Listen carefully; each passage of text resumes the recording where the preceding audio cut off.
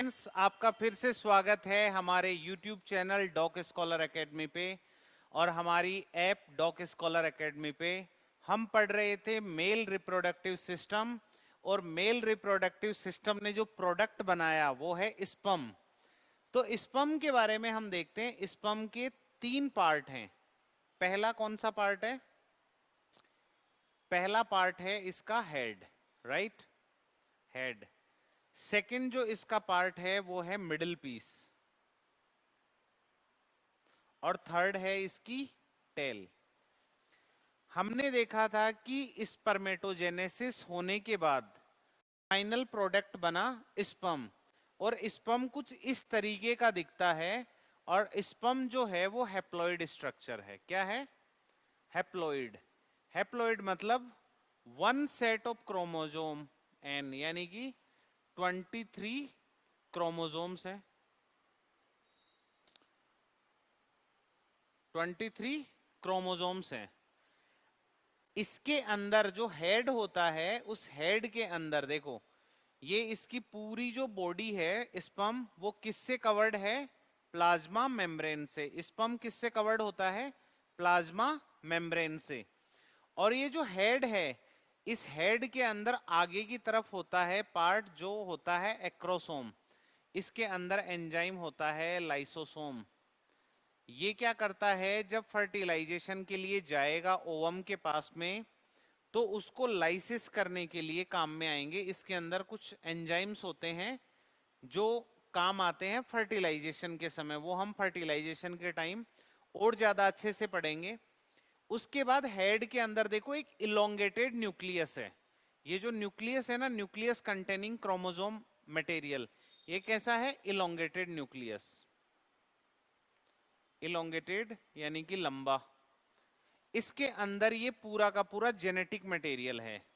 ये जो मैं बोल रहा हूं 23 क्रोमोसोम, वो पूरे जेनेटिक मटेरियल कहां पे है? इसके अंदर है। बीच का जो पार्ट है जो हेड को और मिडिल पीस को कनेक्ट कर रहा है, दैट इज नेक। अब देखो मिडिल जो पीस है ना, मिडिल पीस, उसके अंदर ये देख रहे हो आप चारों तरफ से, ये पूरा का पूरा जो अरेंजमेंट है, इसको बोलते हैं हम 9+2, मतलब 9+2+ इसका अरेंजमेंट कुछ, एक मिनट,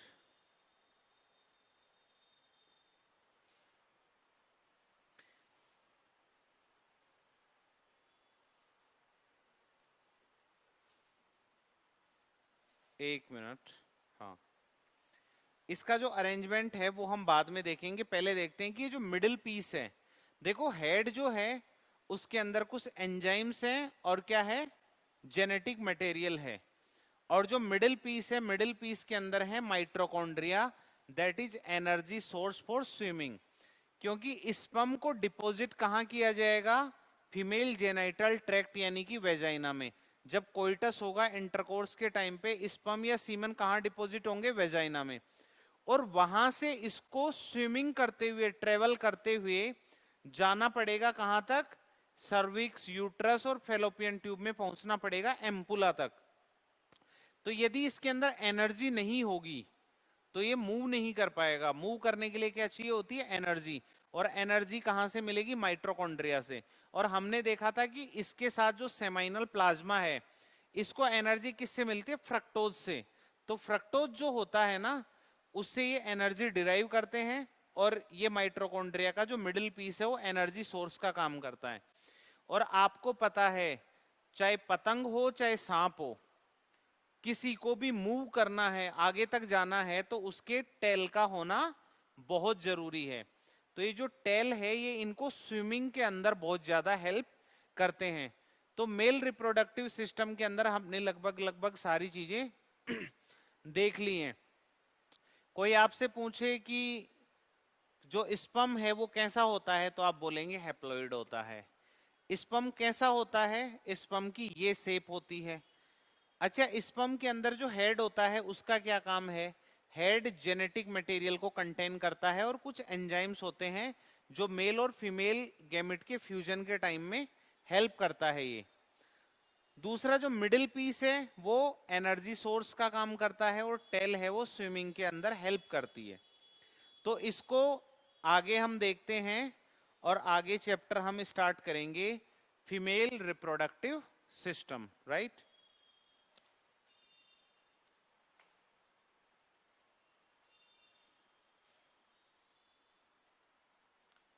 फीमेल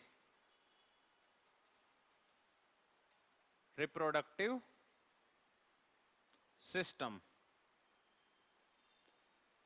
देखो हमने बोला था कि मेल और फीमेल दो सेक्सुअली रिप्रोड्यूसिंग एनिमल हैं, तो मेल का पूरा हमने पढ़ा, ऐसे ही हम फीमेल के बारे में पढ़ेंगे। देखो यदि फीमेल के बारे में हम बात करेंगे तो इसमें भी वही होगा, एक होगा प्राइमरी सेक्स ऑर्गन। अब प्राइमरी सेक्स ऑर्गन के लिए हमने बोला था कि वो ऑर्गन जो गैमीट फॉर्मेशन करता है और सेक्स हार्मोन प्रोड्यूस करता है। तो प्राइमरी सेक्स ऑर्गन जो है वो यहां पे है ओवरी। क्या है? ओवरी। ओवरी क्या करती है? ये सबसे पहले बनाती है ओवम। क्या बनाती है? ओवम। और दूसरा जो सेक्स हार्मोन है, कौन से? एस्ट्रोजन और प्रोजेस्ट्रॉन, ये दोनों का फॉर्मेशन,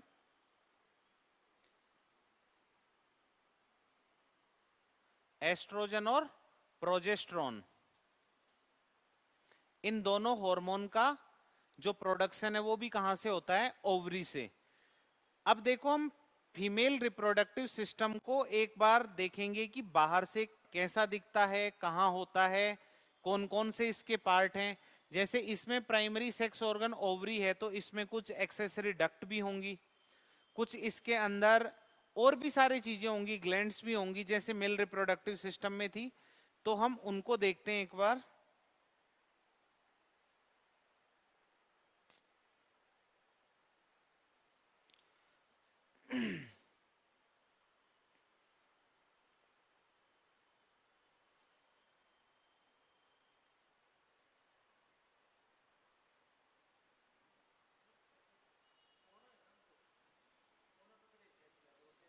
ओके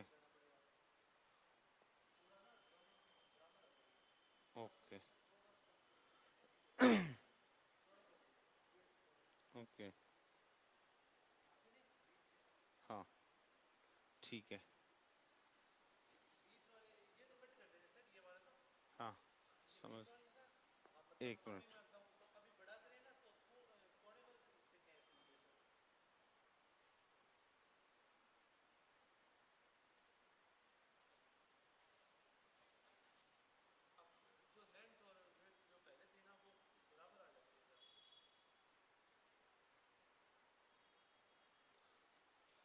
हम्म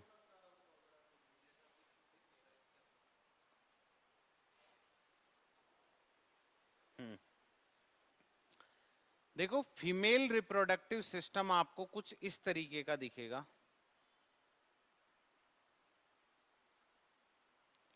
फीमेल रिप्रोडक्टिव सिस्टम, राइट।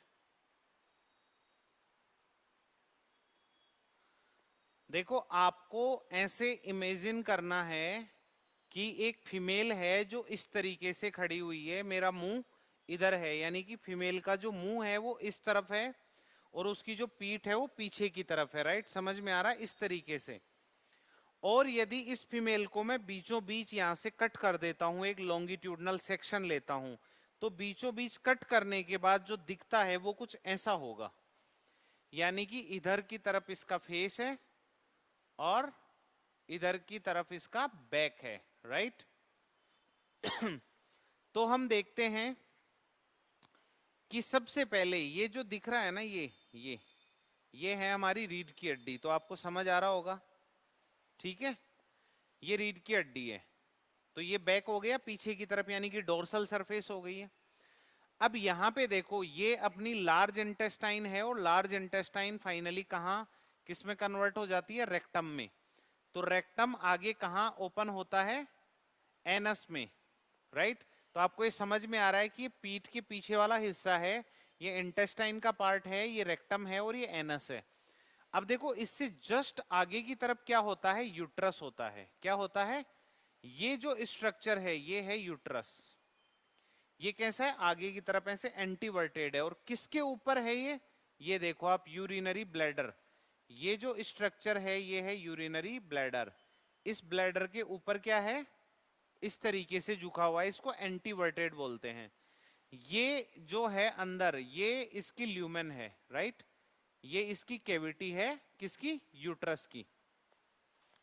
अब देखो यूट्रस आगे कंटिन्यू होता है किसके अंदर, सर्विक्स के अंदर। ये वाला जो पार्ट है ये क्या है, ये सर्विक्स है। तो यूट्रस है, यूट्रस आगे आएगा सर्विक्स में, और सर्विक्स जो होती है वो आगे कंटिन्यू किस में होगी, वो होगी वेजाइना के अंदर। तो जो एक्सटर्नल ओपनिंग है उसको आप क्या बोलते हैं, जैसे इंटेस्टाइन रेक्टम का जो आउटर जो पार्ट था या जो ओपनिंग थी उसको एनस बोला, ऐसे ही फीमेल रिप्रोडक्टिव सिस्टम का या वेजाइना की जो ओपनिंग है, इस ओपनिंग को हम क्या बोलते हैं, वेजाइनल ओरिफिस। क्या बोलते हैं, वेजाइनल ओरिफिस। अब देखो जो यूरिनरी ब्लैडर है, जो मेल और फीमेल दोनों में होता है, यूरिनरी ब्लैडर है, यूरिनरी ब्लैडर ओपन होता है यहाँ पे किसके थ्रू, यूरेथ्रा के थ्रू। किसके थ्रू, ये ओपन हो गया यूरेथ्रा के थ्रू। अभी हमने क्या देखा था, मेल के अंदर मेल रिप्रोडक्टिव सिस्टम की ओपनिंग और यूरिन को पास करने के लिए दोनों एक कॉमन ट्रैक्ट था, यूरेथ्रा, पेनिस के थ्रू।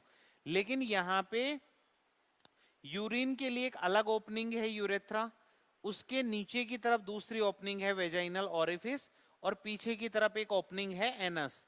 आप इसके अंदर एक चीज बहुत अच्छे से नोटिस कर पाओगे, और वो क्या है कि देखो यूरेथ्रा और इसके बीच में बहुत कम जगह है, यानी कि वेजाइनल ओरिफिस और यूरेथ्रा दोनों पास पास है। ऐसे ही जो एनस और जो वेजाइनल ओपनिंग है ये भी क्या है, पास पास है। तो क्या होता है फीमेल के अंदर, देखो यहां से एनस से भी इंफेक्शन स्प्रेड कर सकता है और वेजाइना से भी इंफेक्शन स्प्रेड करता है।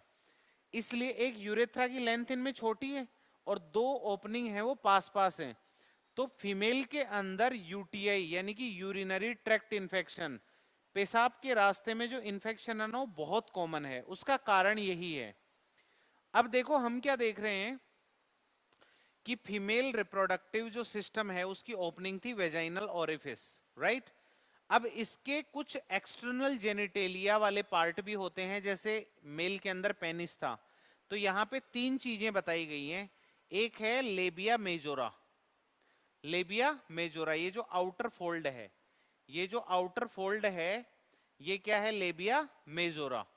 उसके अंदर की तरफ दो पिंकिश लिप्स होते हैं, उनको हमने क्या बोला है, लेबिया माइनोरा। ये क्या है, लेबिया माइनोरा। और दोनों जो लेबिया माइनोरा जहां पे अटैच हो रहे हैं उसी पोजीशन पे यहां पे क्या बोल दिया इसको, क्लाइटोरिस या क्लिटोरिस जिसको बोलते हैं। आप एक्सटर्नल जेनिटेलिया को कुछ इस तरीके से समझ सकते हो। सबसे बाहर की तरफ जो दो फोल्ड होते हैं, इन दोनों फोल्ड को हम बोलते हैं क्या, लेबिया मेजोरा। इनके अंदर की तरफ, इनके अंदर की तरफ क्या होता है, दो पिंकिश कलर के इनर जो लिप्स होते हैं वर्टिकल, वो होते हैं लेबिया माइनोरा। तो लेबिया मेजोरा को जब हटाते हैं तो अंदर की तरफ दिखते हैं लेबिया माइनोरा। और जहां पे ये लेबिया मेजोरा और लेबिया माइनोरा जहां पे ऊपर की तरफ कनेक्ट होते हैं, यहां पे इस पोजीशन पे, वो एक पी साइज मटर के दाने जैसी स्ट्रक्चर होती है, उसको हम बोलते हैं क्लाइटोरिस। लेकिन देखो clitoris is the most sensitive part of the female, और वो सिर्फ मटर के दाने जितना बाहर दिख रहा है, अंदर की तरफ वो लगभग एक हथेली जितना बड़ा होता है।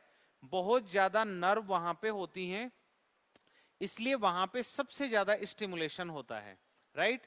तो ये हमने देखा एक बाहर बाहर से कि कैसा दिखता है फीमेल रिप्रोडक्टिव सिस्टम। अब हम इसको थोड़ा डिटेल में देखते हैं कि अंदर से सिर्फ यदि हम निकालते हैं किसको, फीमेल रिप्रोडक्टिव सिस्टम को, तो कैसा होगा।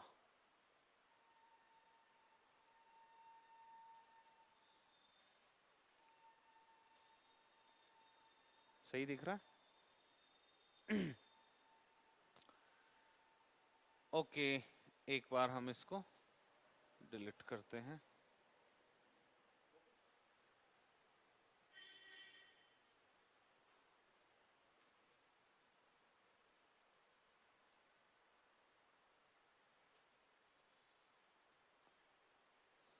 राइट।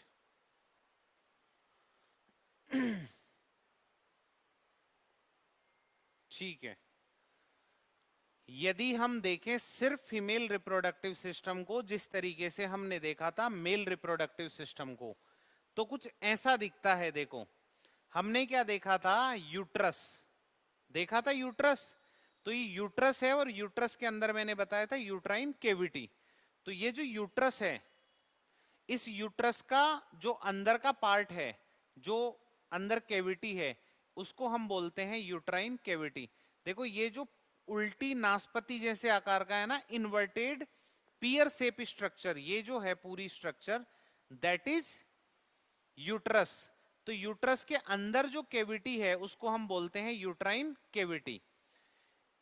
इस यूट्रस का जो ऊपर का पार्ट है ना, ऊपर का, उसको बोलते हैं यूटराइन फंडस। क्या बोलते हैं? Uterine fundus. और हमने देखा था कि यूट्रस नीचे की तरफ जब जाता है तो नीचे वाला जो पार्ट है जो यूट्रस को और वेजाइना को कनेक्ट करता है, दैट इज सर्विक्स। क्या बोलते हैं उसको? सर्विक्स। अब देखो जैसे यूट्रस के बीच की केविटी को यूट्राइन केविटी बोला, बट सर्विक्स के अंदर केविटी नहीं, एक ट्यूब जैसी, एक रास्ते जैसी स्ट्रक्चर है जिसको सर्विक्स के अंदर, ये जो रास्ता है ना, ये इसको हम बोलते हैं सर्वाइकल कैनाल। क्या बोलते हैं? Cervical canal. और सर्विक्स के नीचे जो पार्ट होता है उसको हमने क्या बोला है? वेजाइना। क्या बोला है? वेजाइना। तो ये सर्विक्स के अंदर जो सर्वाइकल कैनाल प्लस वेजाइना, ये हमने पहले भी बात करी है, is equal to birth canal. क्या है? Birth canal. ये हम क्यों बोलते हैं? देखो सिंपल फंडा है, जो बच्चा होगा, इम्प्लांटेशन कहाँ होता है? यूट्रस में, मैंने बताया था। तो यहाँ पे जो फीटस होगा वो किस रास्ते से निकलेगा बाहर? सर्वाइकल कैनाल प्लस वेजाइना से। तो बेबी का बर्थ जिस रास्ते से होगा उसको बर्थ कैनाल बोल दिया, सिंपल है। अब हमें क्या देखना है कि जो यूट्रस है, यूट्रस, इस यूट्रस की 3 लेयर होती हैं। सबसे आउटर जो लेयर है दैट इज पेरीमेट्रियम। सबसे बाहर की जो कवरिंग है वो है पेरीमेट्रियम। और सबसे अंदर की जो लेयर है दैट इज एंडोमेट्रियम। देखो एंडोमेट्रियम जो दिख रही है ना आपको, ये पिंक कलर में जो दिख रही है एंडोमेट्रियम, ये एंडोमेट्रियम वो है जहां पे आके ब्लास्टोसिस चिपकती है, यानी कि इम्प्लांटेशन होता है। और हर महीने जो मेंस्ट्रुअल साइकिल होता है जिसमें ब्लीडिंग होती है, उसी के अंदर ये एंडोमेट्रियम श्रेड होती है, मतलब ये झड़ जाती है। क्या कर जाती है? झड़ जाती है। तो एंडोमेट्रियम किसकी तरह है? पतझड़ की तरह। जैसे पतझड़ का जब मौसम आता है तो पेड़ों से सारे पत्ते क्या होते हैं? झड़ जाते हैं। ऐसे ये जो एंडोमेट्रियम है, हर महीने के एंड में आके क्या हो जाती है? झड़ जाती है। और इस एंडोमेट्रियम के झड़ने से जो ब्लीडिंग होती है या जो मटेरियल निकलता है उसी को हम मेंसेस बोलते हैं। लेकिन आप देखो इसकी जो बीच वाला जो हिस्सा है, इसका जो बीच वाला हिस्सा है ना, ये जो हिस्सा है, ये स्ट्रॉन्ग स्मूथ मसल्स का बना होता है। किसका बना होता है? स्ट्रॉन्ग स्मूथ मसल का। और इस बीच वाले पार्ट को बोलते हैं मायोमेट्रियम। और जब बर्थ का टाइम आता है या जब मेंसेस का भी जब टाइम आता है, जो क्रैम्प्स आते हैं, जैसे ये मान लो श्रेड हो गई, क्या हो गया? मंथ के एंड में ये जो है एंडोमेट्रियम, ये क्या हो जाती है? टूट जाती है, झड़ जाती है। क्या हो जाती है? इसको क्या बोलते हैं? डेसिडुआ भी बोलते हैं। जैसे आपने पढ़ा होगा उसके अंदर क्लासिफिकेशन में, डेसिडुअल या इकोलॉजी में डेसिडुअल फॉरेस्ट होते हैं ना, पतझड़ जो वन होते हैं, ऐसे इसको बोलते हैं डेसिडुआ। क्यों? हर महीने ये झड़ जाती है। तो जब ये पूरी की पूरी एंडोमेट्रियम झड़ के और यहाँ इकट्ठी हो जाती है ना, इकट्ठी हो जाती है, तो इसको निकालने के लिए क्या करती है? मायोमेट्रियम में कॉन्ट्रैक्शंस होते हैं। कैसे होते हैं? मायोमेट्रियम में कॉन्ट्रैक्शंस होते हैं। और उन्हीं कॉन्ट्रैक्शंस की वजह से क्या होता है? मेंसेस के टाइम पे पेन होता है, पीरियड्स के टाइम पे फीमेल्स को। और जब इसके अंदर जो फीटस है जब फुल्ली डेवलप हो जाता है, क्या हो जाता है? प्रेगनेंसी के 9 महीने बाद जब बेबी जो है वो फुल्ली डेवलप हो जाता है, तो इस बच्चे को बाहर निकालने के लिए पार्चुरेशन के टाइम पे भी मायोमेट्रियम में क्या होते हैं? बहुत जोर जोर से कॉन्ट्रैक्शन होते हैं। और उसी की वजह से जो बच्चा होता है वो बर्थ कैनाल यानी कि सर्वाइकल कैनाल प्लस वेजाइना के थ्रू बाहर डिलीवरी होती है। समझ में आ रहा है? अच्छा एक बात बताओ, डिलीवरी होती किसकी है? किसकी होती है केदार जी? डिलीवरी किसकी होती है? माँ की होती है बच्चे की? बच्चे की होती है। कुछ लोगों को लगता है माँ की डिलीवरी होती है, नहीं। डिलीवर कौन हुआ है? बच्चा हुआ है। आपके घर पे पार्सल डिलीवर होता है तो पार्सल आता है ना, तो डिलीवरी हमेशा बच्चे की होती है। कुछ लोग बोलते हैं अच्छा हमारे उस औरत की डिलीवरी हुई है। नहीं भाई, औरत की डिलीवरी नहीं, डिलीवरी बच्चे की होती है। तो ये हमने एक बार मोटा मोटा देखा कि हमारे पास यूट्रस है, सर्विक्स है और वेजाइना, क्योंकि ये हमने पिछले वाले डायग्राम में भी देखा। देखा या नहीं देखा? देखो हमने क्या देखा था, यहाँ पे यूट्रस देखा, इस यूट्रस को, फिर देखा हमने सर्विक्स को, और फिर देखा वेजाइना को। तो यूट्रस, सर्विक्स और वेजाइना ये जो हमें बाहर से दिख रहे थे, इनको हमने और अच्छे से देख लिया। देखा या नहीं देखा? इसको हमने अच्छे से देख लिया। अब हम इसको थोड़ा डिटेल में देखेंगे कि और क्या क्या होता है इसके अंदर।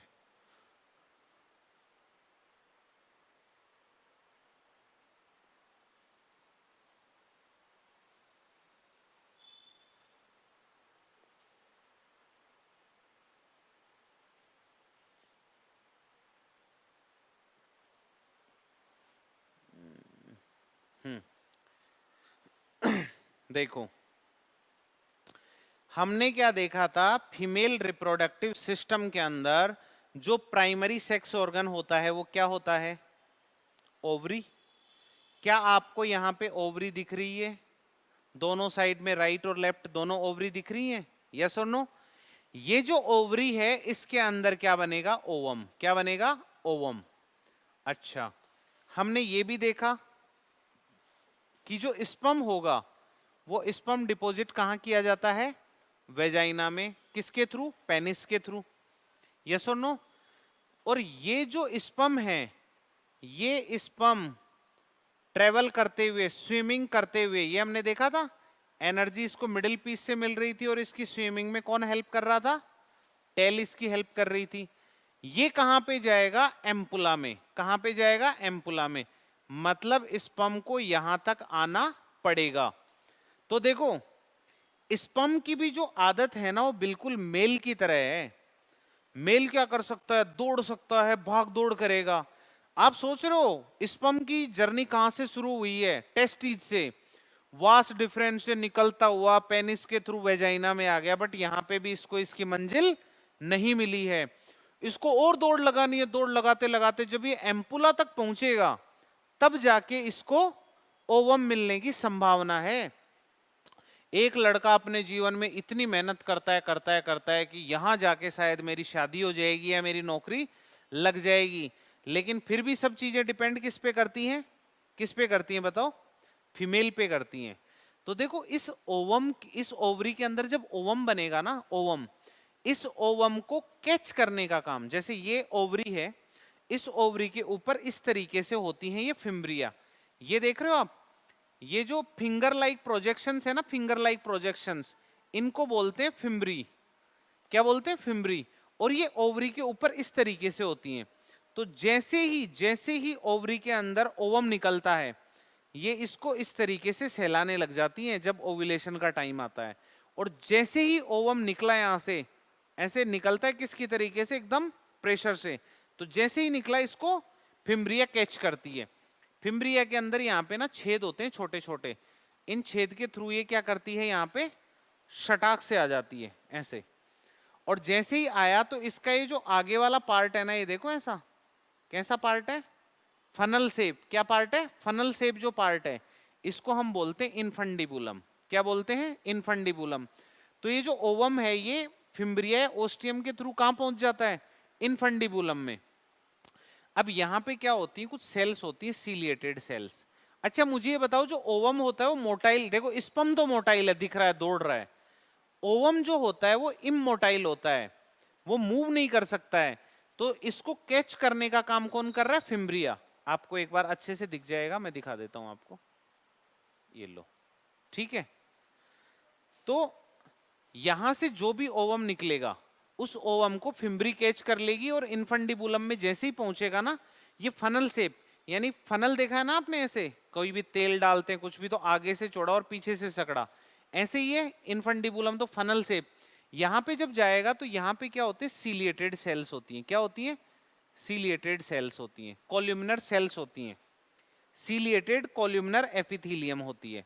वो क्या करती है, इसको ओवम को इस तरीके से आगे की तरफ खिसकाती है, तो ये आके और यहां पे पहुंच जाता है ओवम। और ओवम बिल्कुल फीमेल की तरह, मादा की तरह, इसको ट्रेवल नहीं करना है, एक जगह बैठ के वेट कर लेती है। ये जैसे फीमेल्स का एक करेक्टर होता है, वो वेट कर लेती हैं, ज्यादा मूवमेंट नहीं करती हैं। ऐसे ही ओवम है, ओवम क्या कर रहा है, मूवमेंट बिल्कुल नहीं कर रहा है, एम्पुला में आके ओवम बैठ गया। यहां पे स्पर्म अपनी दौड़ करते हुए इस ओवम की खोज में पहुंच जाए तो ठीक है, नहीं पहुंचा है तो औरत की तरह यही प्राण त्याग देता है ओवम अपना और डीजनरेट हो जाता है। तो देखो ये एक लक बाई चांस वाला गेम है कि जिस टाइम पे ओवरी से निकला ओवम, क्या निकला, ओवम, उस मोमेंट पे यदि स्पर्म पहुंच गया यहां पे तो इनका क्या हो जाएगा, फ्यूजन हो जाएगा। और यदि स्पर्म के आने में देरी हो गई या ओवम के पहुंचने में देरी हो गई तो वो क्या होगा, नहीं होगा फर्टिलाइजेशन। तो अब देखो आप, primary sex organ ovary, ovary से निकले हुए ओवम कैच कहां से हो रहे हैं, फिम्ब्रिया से, पहुंच रहे इनफंडिबुलम में, इनफंडिबुलम उनको सीलिएटेड सेल से ऊपर की तरफ खिसका के कहां पहुंचा दिया, अंडे को एम्पुला में, और एम्पुला तक आने की जिम्मेदारी किसकी है, स्पर्म की। अच्छा ये जो सारी कहानी हो रही है, देखो ये ओवरी है, ये ओवरी है, देख रहे हैं हम, ये क्या है, फिम्ब्रिया है, ठीक है, ये इनफंडिबुलम है, ये एम्पुला है। अच्छा इसमें ये दिखाया कि एम्पुला के आगे वाले पार्ट को इस्थमस बोला है, तो ये फिम्ब्री, इनफंडिबुलम, एम्पुला, इस्थमस, ये सब क्या है, ये सारी की सारी स्ट्रक्चर है फैलोपियन ट्यूब। ये फैलोपियन ट्यूब क्या है, जिसके अंदर एम्पुला फर्टिलाइजेशन का प्लेस है, जहां पे फर्टिलाइजेशन होती है। तो इस ओवम को और इस यहां पे फर्टिलाइजेशन हो गया तो जो जाइगोट बनेगा, उस जाइगोट को यूट्रस तक लाने के लिए, यानी कि ओवरी को यूट्रस से कनेक्ट करने वाली जो स्ट्रक्चर है दैट इज फैलोपियन ट्यूब। इतना समझ में आ रहा है या नहीं आ रहा है? देखो यूट्रस है, सर्विक्स है, वेजाइना है, और इसके राइट और लेफ्ट में क्या है, फैलोपियन ट्यूब। फैलोपियन ट्यूब का एक पहला पार्ट है इस्थमस, फिर है एम्पुला, फिर है इनफंडिबुलम, और इसके फिंगर लाइक प्रोजेक्शन है दैट इज फिम्ब्रिया। और यहां पे आपको पता होना चाहिए जो एपिथीलियम है वो कौन सी है, सीलिएटेड कॉल्यूमिनर एपिथीलियम। ये है क्या, basic outline of female reproductive system. इस फीमेल रिप्रोडक्टिव सिस्टम का पूरा जो सिस्टम है, यहां फर्टिलाइजेशन होगा या नहीं होगा, ये सिर्फ डिपेंड किस पे करता है, एक संयोग। आपने सुना होगा ना उन धारावाहिक में कि यदि इसका वास्तविक घटना से कोई भी संबंध पाया जाता है तो इसे मात्र एक संयोग कहा जाएगा। तो ये एक लक बाई चांस वाली घटना होती है। अब देखो यहां पे जो ओवम पहुंच गया ना, जैसे औरत की क्या बात होती है, फीमेल की, वो वेट कर सकती है, चलती कम है लेकिन वेट ज्यादा कर सकती है, तो वो यहां पे वेट कितना कर सकती है, वो 24 आवर्स के लिए ये जो ओवम होता है ये यहाँ पे जिंदा रहता है। अगले 24 घंटे के अंदर यदि इसको स्पर्म नहीं मिला तो ये ओवम खत्म हो जाता है। अच्छा यदि स्पर्म पहले पहुंच गया, मान लो स्पर्म पहले पहुंच गया, तो स्पर्म कितना वेट करेगा, स्पर्म कर सकता है 24 से 48 घंटे, 24 टू 48 आवर्स। अब आप समझ गए, यानी कि जब ओवम, ओवरी से ओवम निकलेगा, या तो उससे पहले ही स्पर्म वहां पहुंच जाए, या फिर जब ओवम पहुंच गया तो उसके अगले 24 आवर में पहुंच जाए। तो ये दोनों डेटा मैंने आपको क्यों बताए हैं, देखो जिस दिन ओव्यूलेशन हुआ उसके यदि एक दिन बाद भी स्पर्म पहुंच गया तो प्रेगनेंसी हो सकती है, और जिस दिन ओव्यूलेशन होने वाला है उसके एक दिन पहले भी स्पर्म पहुंच गया तो भी प्रेगनेंसी हो सकती है। तो जो पीरियड, मतलब हर महीने का मेंस्ट्रुअल साइकिल का वो टाइम जिसमें प्रेगनेंसी और फर्टिलाइजेशन के चांस सबसे ज्यादा हैं, उसको बोला जाता है रिस्क पीरियड। और वो जैसे मान लो इनिशियल जैसे ओवरी के अंदर अप्रोक्स 14th डे पे होता है ओव्यूलेशन, तो शुरू के 8 से जो 10 दिन होते हैं ना, वो 10 दिन माने जाते हैं सेफ। यानी कि इनिशियल 10 डेज के अंदर यदि मेल और फीमेल के अंदर इंटरकोर्स हुआ है तो वहां पे प्रेगनेंसी या फर्टिलाइजेशन के चांसेस बहुत कम है। और यदि ओवम रिलीज हुआ और मर गया तो लास्ट के जो 10 डेज होते हैं, यानी कि 20 से लेके 28 डेज तक का जो डे होता है, उसके अंदर भी प्रेगनेंसी के चांसेस बहुत कम होते हैं। तो जिसमें प्रेगनेंसी के चांसेस बहुत कम होते हैं, दैट इज सेफ पीरियड। वो कैसे निकालते हैं वो भी हम आगे इसमें पढ़ेंगे। लेकिन आज हमने देखा कि एक फीमेल रिप्रोडक्टिव जो सिस्टम है उसके अंदर होता क्या है बेसिकली, ये सब चीजें होती हैं।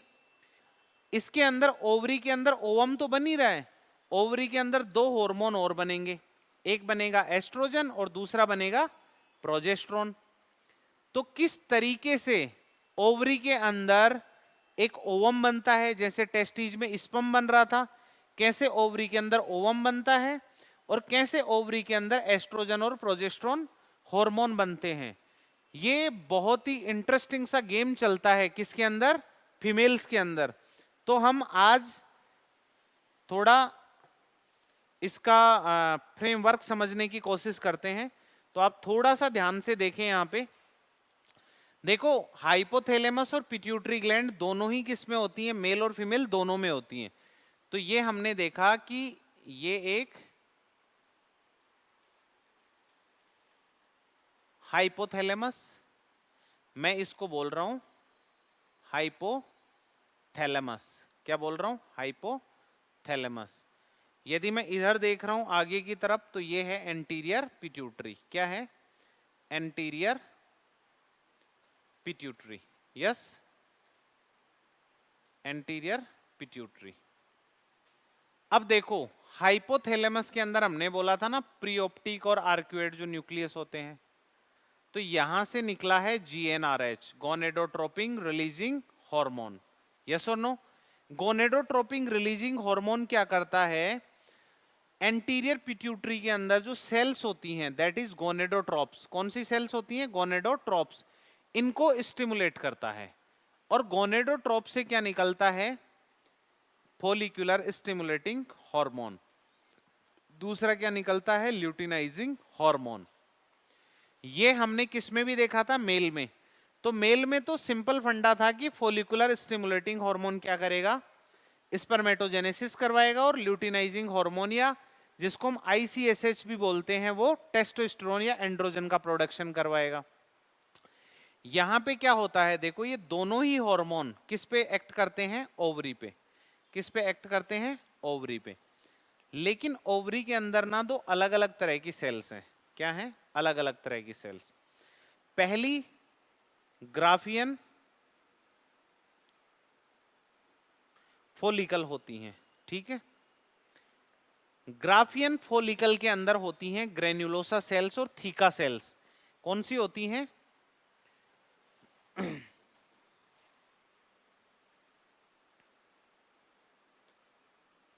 ग्रेन्युलोसा और दूसरी होती हैं थीका सेल्स। इसके ऊपर एक्ट करता है फोलिकुलर स्टिमुलेटिंग हार्मोन। देखो फोलिकल्स जो होती हैं ना, उन फोलिकल्स को स्टिमुलेट करके और ग्राफियन फोलिकल में कन्वर्ट करने का काम करता है फोलिकुलर स्टिमुलेटिंग हार्मोन। और उसके अंदर ये जो ग्रेन्युलोसा और थीका सेल्स होती हैं, इनके रेस्पॉन्स में ये सेल्स प्रोड्यूस करती हैं एस्ट्रोजन। क्या करती हैं, एस्ट्रोजन। ये काम है ओव्यूलेशन से पहले का। ओव्यूलेशन से पहले का, जब ग्राफियन फोलिकल्स में से ओवम निकल जाता है तो उसके बाद उसमें जो ग्राफियन फोलिकल है वो कन्वर्ट हो जाती है कॉर्पस ल्यूटियम में। किसमें, कॉर्पस ल्यूटियम। ये जो कॉर्पस ल्यूटियम है, इस कॉर्पस ल्यूटियम को स्टिमुलेट करता है एलएच, और इसके रेस्पॉन्स में निकलता है प्रोजेस्टेरॉन। क्या निकलता है, प्रोजेस्टेरॉन। तो आपको यह समझना पड़ेगा कि ओवरी के अंदर जो ग्रेन्युलोसा थीका सेल्स होती हैं वो क्या बनाती हैं, एस्ट्रोजन किसके इफेक्ट में? एफएसएच के इफेक्ट में। और जो कॉर्पस ल्यूटियम है ओव्यूलेशन के बाद जो बनता है दैट इज मतलब वो ल्यूटिनाइजिंग हार्मोन के रेस्पॉन्स में बनाता है प्रोजेस्टेरोन। तो और इन्हीं के दौरान देखो पहले फॉलिकुलर स्टिमुलेटिंग हार्मोन ओवरी में जाएगा, उससे क्या होगा? फॉलिकल स्टिमुलेट होके ग्राफियन फॉलिकल में कन्वर्ट होगी और उसके अंदर जो प्राइमरी oocyte है वो सेकेंडरी oocyte में कन्वर्ट हो जाएगा।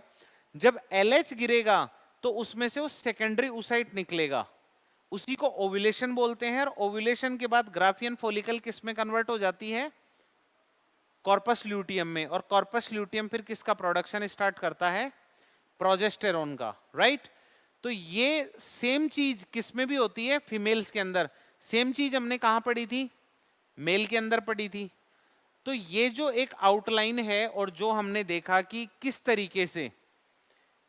तरीके से यहां पे देखो हाइपोथैलेमस है। हाइपोथैलेमस पहला स्ट्रक्चर क्या है? हाइपोथैलेमस। दूसरी स्ट्रक्चर है पिट्यूटरी ग्लैंड, यस। तीसरी स्ट्रक्चर है ओवरी। क्या है? ओवरी। समझ रहे हैं आप? अब ये जो एस्ट्रोजन और प्रोजेस्टेरोन है ये कहां पे एक्ट करेंगे? देखो हाइपोथैलेमस से जो हार्मोन निकला GnRH उसने कहां काम किया? एंटीरियर पिट्यूटरी पे। एंटीरियर पिट्यूटरी से हार्मोन निकले FSH और LH, इन्होंने किस पे काम किया? ओवरी पे। फिर ओवरी से दो हार्मोन निकले एस्ट्रोजन और प्रोजेस्टेरोन, ये कहां पे काम करेंगे? ये काम करेंगे यूट्रस पे। किस पे काम करेंगे? यूट्रस पे। और यूट्रस में भी स्पेशली कहां पे? हमने देखा था अंदर की जो सबसे इंटरनल लेयर है एंडोमेट्रियम, उसके ऊपर काम करेंगे। एंडोमेट्रियम का झड़ना, एंडोमेट्रियम का बनना हर महीने वो किसके इन्फ्लुएंस में होता है? एस्ट्रोजन और प्रोजेस्टेरोन के इन्फ्लुएंस में। तो देखो मैंने जो चार चीजें बताई आपको, ये आपको हमेशा ध्यान रखनी है। और वो क्या है? देखो हाइपोथैलेमो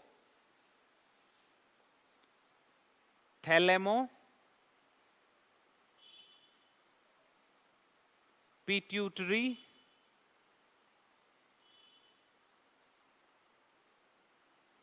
ओवेरियन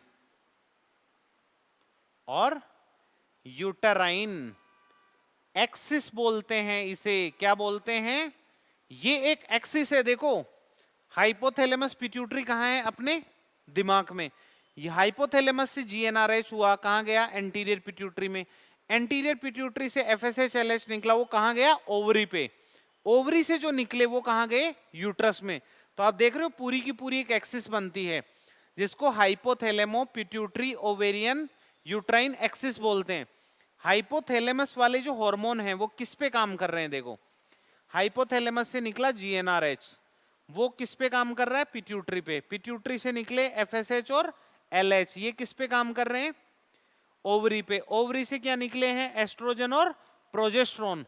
तो इस तरीके से पूरा आप देख रहे हो मेल के अंदर ना बड़ा सिंपल है, बट इधर क्या है? पूरा का पूरा फीमेल का जो साइकिल है, पूरा जीवन है, वो चलता ही किस पे? हॉर्मोन्स पे। कभी मूड बहुत अच्छा है, कभी मूड बहुत खराब है, इसीलिए तो फीमेल्स के अंदर मूड स्विंग्स होते हैं। ये सारी कहानी हम सीखेंगे किसमें? इस पूरे के पूरे फीमेल रिप्रोडक्टिव सिस्टम में। तो आप कल रेडी रहें किसके लिए? फीमेल रिप्रोडक्टिव सिस्टम के अंदर ओवरी के अंदर ओवम बनता कैसे है, ऊजेनेसिस के लिए। और ओवरी के अंदर ओवम के साथ साथ जो एस्ट्रोजन प्रोजेस्टेरोन बन रहे हैं, वो एस्ट्रोजन प्रोजेस्टेरोन कैसे यूट्रस को तैयार करते हैं प्रेगनेंसी के लिए, इम्प्लांटेशन के लिए। तो हम आगे पढ़ेंगे इसके अंदर ऊजेनेसिस कैसे होता है और यूट्राइन साइकिल या मेंस्ट्रुअल साइकिल कैसे चलता है। आज के लिए इतना ही। आपको शायद थोड़ा थोड़ा एक ओवरव्यू समझ में आया होगा कि क्या होता है फीमेल रिप्रोडक्टिव सिस्टम। तो आगे पढ़ेंगे हम फीमेल रिप्रोडक्टिव सिस्टम के बारे में। तब तक आप हमारे इस चैनल को सब्सक्राइब करो। ऐप को डाउनलोड नहीं किया है तो ऐप डाउनलोड करो। आप हमारे टेलीग्राम पे भी जुड़ सकते हैं जहां पे आपको क्वेश्चंस मिलेंगे। Thank you so much. पढ़ते रहिए, आगे बढ़ते रहिए।